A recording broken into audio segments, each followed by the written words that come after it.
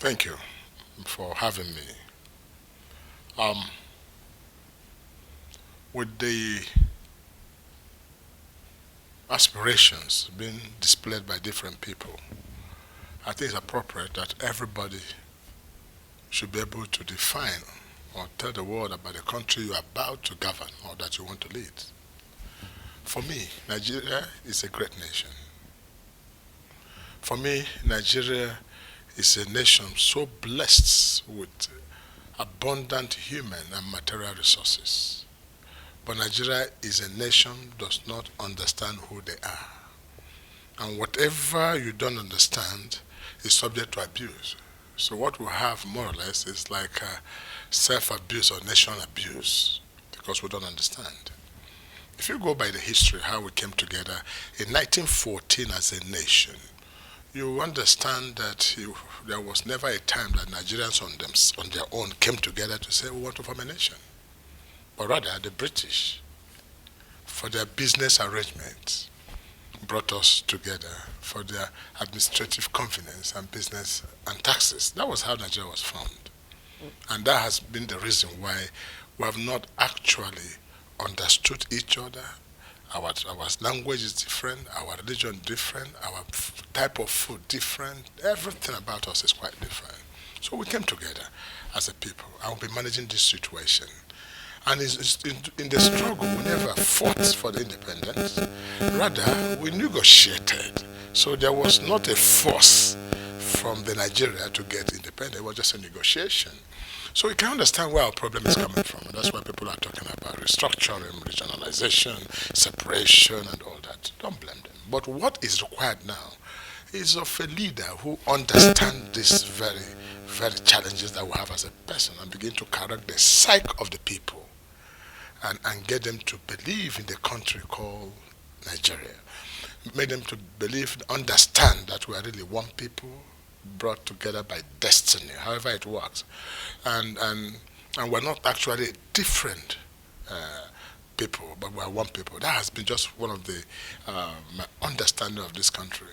And so when Nigerians clamor for separation, nobody has taken time to educate them.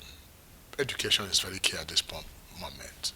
And so you have to redefine the Nigerian unity and by making everybody have a sense of belonging in the country. Okay.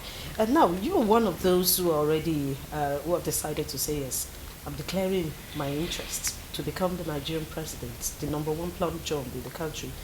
And with the challenges that we are faced with, the once biggest nation in Africa and the most populous nation in Africa, with the challenges we're faced with, economy, security, humanitarian, human rights, the judiciary, even the political party, what Nigerians want now is a leader that will fit in the square holes, not the one that will be for the round holes and you bring the person to come take over the square holes. So what do you intend to do? What are your plans for a better nation going forward after 2023? I think I have to help you reshape this question so that it will be for better communication. Yeah. Because anytime I appear on television, I'm not appearing for the sake of this. I want to educate people to understand the problem. Because if you understand the problem, you cannot find the answer. So what you call problem, brother, if you ask Nigeria what is Nigerians, what is our problem, they will say insecurity, poverty, lack of power, lack of roads, infrastructures, education. All these things they call is not the problem of Nigeria. They are the symptoms of the disease attacking Nigeria. And until we get to this to know, it will help us better to address the problem. And that is why most people who are aspiring and tell them I'm going to stop insecurity, I'm going to fight poverty, ask them how. And nobody has been able to answer this question. So what I expect from you to ask me is that what would you do differently? Because listen. Yes, because if you look at it, I'm just trying to make it climb so you can understand where I'm coming from. Yeah. You can understand that we have had the best economists in this country. We have had the best politicians, if you colorful politicians, we have some of the great presidents you can imagine. Yet, the problem is not solved. So what is wrong? So that makes you understand that you might have become the largest country in the world with population. That will not account to your greatness. You might become the one that has all the material resources, the oil, gold, but yet you are not great. You might have manpower, army, air force, navy, yet you are not great. There's something that calls for the greatness of a nation, and that's what is called the national spirit of that nation. That is what is lacking. And that is, for you to understand that also, you could have what is called vision and passion with this right spirit. Because if you have 200 million sheep led by one lion, like in Nigeria, all the whole sheep in that country will become lions. Yes. So leadership is key. So whatever I say I'm going to talk about stopping this, I'm coming from somewhere. So we're talking about introducing the new spirit of greatness. And I can define the spirit. The spirit is that very high, haughty, noble, generous and spirit that prizes honor more than life and glory more than wealth. Until this spirit is in us as a people, in the leadership with vision and passion, you can't make any headway. What you might have is cashiers in governance. So, and if you see somebody who is suffering from diabetes and is having sores on his foot, and his disease has gotten to what the medical term, the island of Langerhans, and the man is busy treating the source, you can't get on to remove the disease. So we should begin to look for leaders with vision. There's nothing wrong with followers. There's something wrong with the vision of the leaders that lead. That is what I'm bringing to bear. If I don't have this vision, I have no business asking to be voted for, supported for 2023. Okay, but let's take you back to the First and Second Republic. We had leaders. Till tomorrow, their names are still written in gold in this country. So where did we get it wrong that we started having issues with leadership in Nigeria? Because are you sure that we can also have leaders with such zeal, leaders who didn't care about their gains, but what they are looking forward is a better nation? So what's the difference? Well, let me tell you about what Nigeria needs now, the leader, and I compare it to past leaders. And don't blame people. You see, okay, which leader in Nigeria would you say is bad? None. None. It's a relative term. Probably in 1970s or 1960s, when Nigerian population was 57 million, 60 million people, there was no infrastructural deficiency like we have. There are not a lot of youth looking for jobs. So the population and the material, it was balancing. The money and the material was balancing. Nigerian, during Shagari's time, the Nigerian budget was $25 billion. Today, we have not moved from $25 billion if you convert it to Naira. So now you see, it's the same $25 billion that took care of 57 million people that is taking care of 200 million people. That is a problem. That's why when people abuse these leaders, I just pity them. But I say leaders, if you don't know what to do, don't go and carry what is bigger than you. Because before you know it, leaders will tell you there's no money. How can you say there's no money? Keep quiet. Don't you know there's no money before you went in to look for this position? So we're talking about vision. Nobody wants to address this vision. In fact, I came up to provoke the thought. I came up with what is called Rochanomics. Again, I'll say Rochas Okorocha. Can you understand what it is? Let me tell you. For now, what Nigeria is a leader with vision. Not just vision, but has passion. You know, there's something about... How do you drive vision when you don't have the zeal? No, but you see, vision must come with passion. Yes. If you have vision without passion, passion is the love that drives, that makes you crazy about what you believe in the vision of what you do. Now, Nigerians don't check people's vision and passion. If you don't have passion for the history of this country, you can't unite Nigeria. If you don't have vision or have to, take for instance, I give what's called education. I have vision and passion for education. And I made education free. Does it mean I'm the richest man in this country? Does it mean I don't have challenges? But the passion drives me. That's why I could bring 25,000 children, open schools across the length and breadth of this country, brought children from Africa. Does it mean I don't need a guest house in London or Dubai? Does it mean I don't need a Rolls Royce or have more private jets to ride? So the love and passion for what you do excels you. This is what people don't understand. Now, the road to 2023, it's quite wide. A lot of people are already coming out to say, yes, we want to become a Nigerian president. So many of them, over 30, I have a list, and more are coming up. If that is what is now at this moment, because they've not started political party politics, that's primaries for now, what is your plan to get to the peak in your race?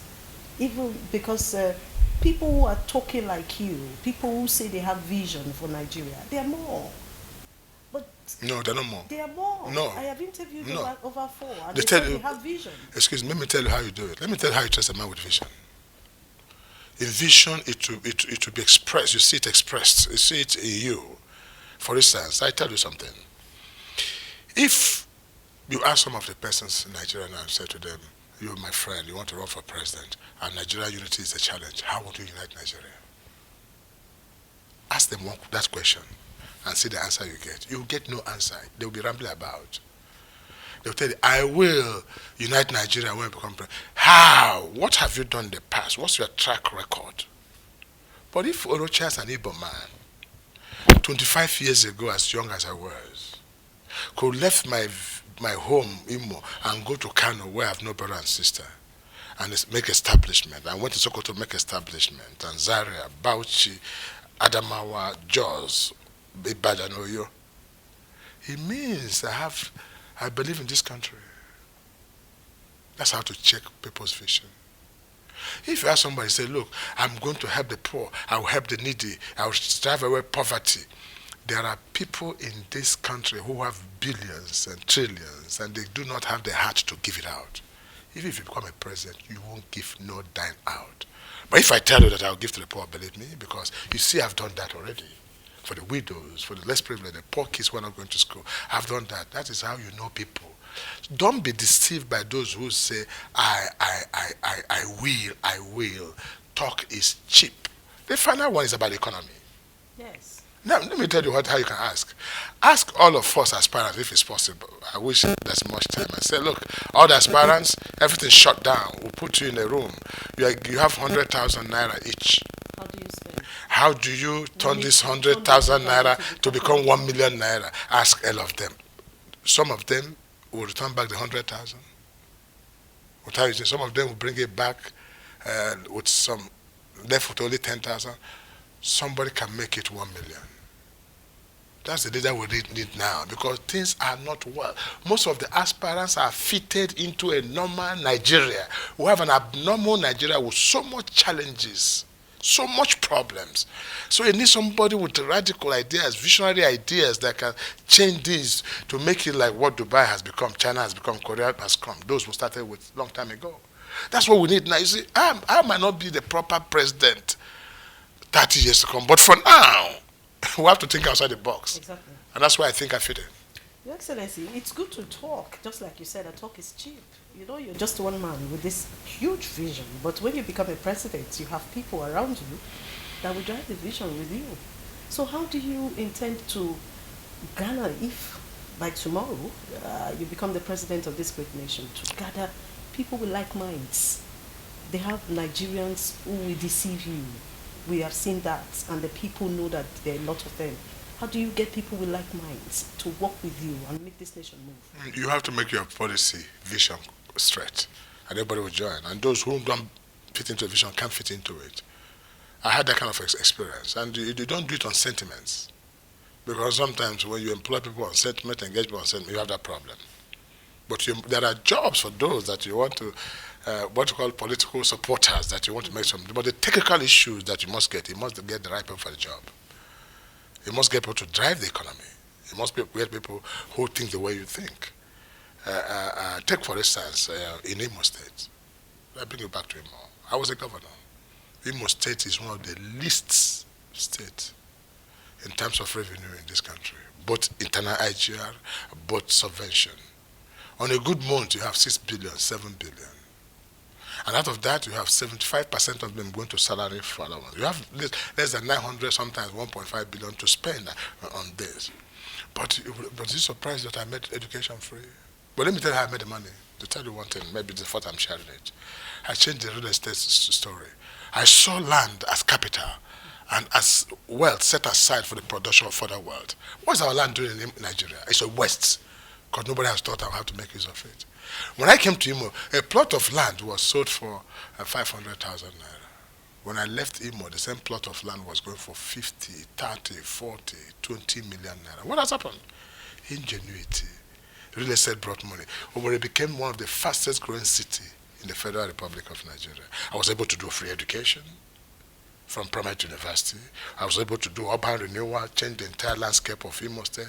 In fact, make it clear, during my administration, we built more roads than ever in the history of Imo State. More hospitals, more schools, more infrastructures. And I have said this, and I left 48.3 billion and not owing any single bank. I'm speaking on public television, so those who hear and feel it's not true can come back to you. So it's called vision. But you know, people like propagandists. I'm very poor in propagandists, because I don't even find it joy or happiness, or some happiness to go and say I'm commissioning project. That's cashierism. That's cashierism. I collected money from Abuja, and I'm able to see the office give contract, and then I say, I have achieved. What have you achieved? You didn't create the wealth. It was dash money. So no governor or president should be proud of money you collected from the people and put it back to the people. And then you come, let's clap for you. I even cutting tape. What are you cutting tape for? But ask me, what's my great achievement? Though I built the best international cargo airport, the hospitals, I built the high court complex, I built the best police headquarters, prison, command, so many projects, 27 hospitals and everything. Now, but what I consider my achievement, when people ask me, I said my achievement is free education from primary to university. Youth must work. So we were engaged 25,000 youth to work. Are you bringing this policy into the Nigerians? Of course, I'm bringing it to bear. I'm bringing free education to bear from primary to university, and no child will pay 1 naira. You know why? Somebody will argue, say education can be free. If education is not free, you pay the consequences. 14.5 million children not going to school. You know why they're not going to school? They can't afford it. But 30 years ago, we had 3.5 million children not going to school. They gave us the problem of Boko Haram today, where we're spending trillions of naira to solve. Now, this 14.5, if they're not sent back to school, in 30 years, they'll create 100 times the problem we have today. So people don't see far. That is the point I'm saying. So I'm going to bring free education. It's compulsory and free, because every child that comes up as a citizen is a child of the nation, not a child of the parents when it comes to education. That's one. I'm going to bring that to bear. I'm going to bring about what's called youth must work. Every youth must work. In fact, it would be an offense not to work, because there's something inside you that you can bring as talent. You challenge the people. Right, exactly. I'm going to introduce what is called CGC. Have you heard about my CGC? Community Government Council, the best reform I ever made, that brought about peace in Imo State, security check, where traditional rulers became the head of government at the community level. Another one we're going to introduce that must be allowed is the smallest government called the family government, where father, mother, and children must have a meeting on how to rebuild the core family values. Because it's what family produces to the nation that determines the nation. Yes, Your Excellency, as beautiful as your vision is, and as beautiful as the zeal and the passion that you have for Nigeria is, there is also another, people will say is a challenge, because they don't want to see it as a problem. Trust deficit for the leaders of this country. I agree. The people don't have trust. If you come out with these, what they will think is out again. It's another time for election. We will hear stories like this. So how do you intend to solve this challenge, this problem, especially with the youth the youth and the women? They have the highest voting strength. But the question about why do you think I'm trusted in Imo? Why do you think people love me, except for the political class who sees me as an obstacle?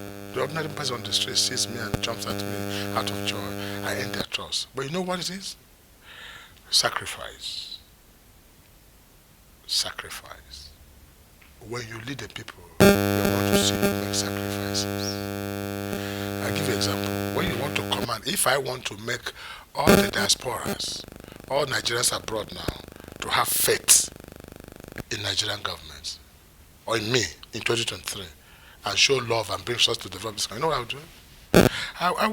I would search and see which of the Nigerian child is in trouble, maybe in China, in America, or Japan, and is going to go to court, maybe for execution, probably for an offense he didn't commit. And I would take my plane here, or I send a committee to go with Nigerian plane, landing in that country, asking, what has this boy done?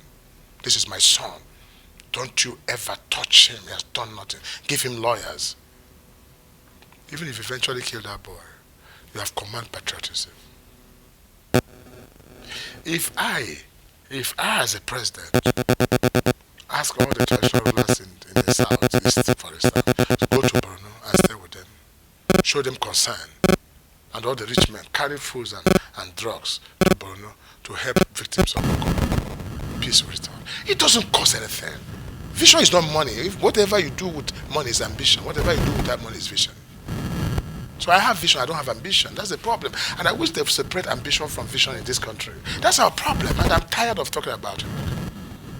Honestly speaking. And ask anybody, challenge me if you have better ideas. And I subsume. I don't have to be a president. For me, the inside me tells me to be, the outside me say, go and have your fun, enjoy your life. It's not because, excuse me, what am I lacking? Why would I go and paint myself every month, not sleep? Every day, I'm running around like I did in Imo for 8 years. After that also, it's a thankless job. But inside you, the passion inside you won't let you rest.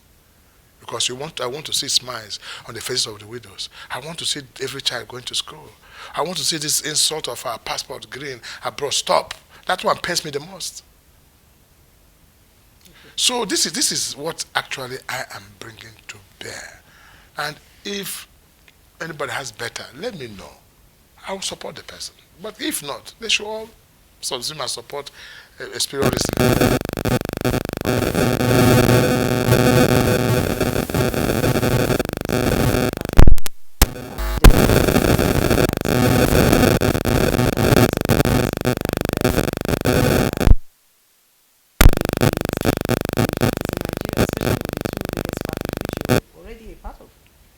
Understand that the right man may not get there because of interests of some few.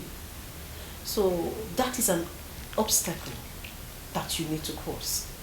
How do you do that within your political party? Because I've seen people who left their party. My party is not buying into my idea and my vision. So when that comes, if it becomes an obstacle for you, what would you do? I tell you what. I've seen just a miracle. And they always what is called cabals. They call them cabals. They come together, usually very few of them. And they want to tell me what happened. They want to manipulate the system. But when people continue to speak out, then they become to readjust. In APC, my faith still lies in the fact that President Muhammad Buhari is a man of justice. I am convinced, unless he proves himself otherwise in this coming election, I believe President Buhari will give everyone a level playground as the father of that party. That is my conviction. I'm still in APC looking at the person of President Muhammad Buhari, that he will do the right thing when the time comes. So, unless you say, if Buhari disappoints me? That's another thing. But I still don't want to believe that he would disappoint. Because if you go today and ask question within my party rank and file, who is that candidate, assuming they agree that power will go to the south, who is that candidate that can clear the votes of the north? They will tell you Rochas Okorocha. Who can they not prefer? They will tell us, I'm not being boisterous about it. Who can win the election in the south? Even now in that party, I'll win it. Southwest, I do not know, but I'll get some votes. So, but if there's no manipulation, which is what we're trying to say, and this is where I would have opted for direct primaries, if it was allowed, to allow the people express who they want if it will be done rightly. But for as long as we keep doing the wrong thing, we shall keep getting the wrong leaders into the place of authority. And when they get in there, the people mourn. That's why I say, when the wrong people are in power, the people mourn. So this is question. I'm not even thinking about it really. But I believe I'm in APC, and I'm going to be in APC. I have friends in PDP. I've never planned to go back to PDP, as people speculate. I am in APC because I founded this party. And I trust the leadership of this party. And I'm happy that people like Tinubu are coming to the race. I'm happy that people like Osibanjo is coming to the race, and Mechi and those. Well, people are coming to the race. And all these people put together will allow the right thing to be done. I don't think all of us will agree to support a wrong thing. And I don't like this issue of what they say there's a consensus candidate. Exactly. Because that word consensus, how does it even occur in a democratic dispensation? It must have been that everybody has become a OES member. There must be a descending voice. That's why it's called democracy. There must be say, I don't agree, I will not agree. And that's what causes the beauty of democracy. But when a party or electoral act starts talking about consensus, then you know that the political manipulators are having plans of what to do sometimes. But I'm not saying that. I'm part of the party. I'm leadership of the party. I will be in the neck. I will be in everything. So we'll sort it out. But I don't think that will be done this time around. You don't think so? Well, Your Excellency, I think for now, because we're still waiting for INEC to release their timeline of election towards the 2023, so we know when the parties will be having their primaries. But are you concerned that the Electoral Act is yet to be signed? And INEC is saying they are waiting for that. It will be signed. I don't think there's any problem. It will be signed. What is more important to me that we should be talking about is really voters' education. Very important. Because until we make Nigerians, so, no matter what the Electoral Act says, just do whatever you want to do with it, but we shall meet in the field. There must be election eventually, whether electoral, whether direct primary or indirect primary, whether it is by whatever system, there must be election. And until we make the custodians of PVC to understand that with that PVC, you are a president, you are a governor, you are equal with everybody, because no PVC, the PVC, that's what I'm telling you now, yes. The PVC is key. The voters must be made to understand to protect their vote. Number one, you must know that inside that small card is the security of your life, security of your children, is your food, is your child's education, is your health, is your job. This small card contains everything. And so the best way I try to teach electors is to say, okay, you know, Nigeria has passed the budget, say 10 trillion, let's use it for mathematical, 10 trillion divided by 200, give you maybe about 50 million per person. I don't know what I'm right with the mathematics. So every Nigeria this year is supposed to have gone to National Assembly and collect, Ministry of Finance and collect 15 million. Cash, that's your money. Because, but you say, I'm giving it for construction of road, for my own benefit, for my security, because I can't take care of my security. So if you go and sell that thing for 10,000 naira, then something's wrong with you. You see, we need to educate the masses to understand the value of the car. So when they come that day, they will leave whatever they are doing that morning. If anybody tries to rig it, they will pursue the person like they did in Anambra. Why they say, no, we don't want to collect any more money, we want to go and vote. So awareness is coming. Democracy, you know, we borrowed it from America. We don't even understand the importance of the democracy. And that's why we practice it left, right, and center, back, forward, and right, forward. And if it's practiced the way it's practiced in America, 90% of those occupying office there will not be there today. True. So we need to educate the masses while the Electoral Act issue is being resolved. The masses must know what vote means in this country. All right. Thank you so much, Your Excellency, the Senator Rochas Okorocha. I appreciate it. Thank you. We're good. Thanks for checking out SYMFONI on YouTube. Please be sure to subscribe and like our videos for updates.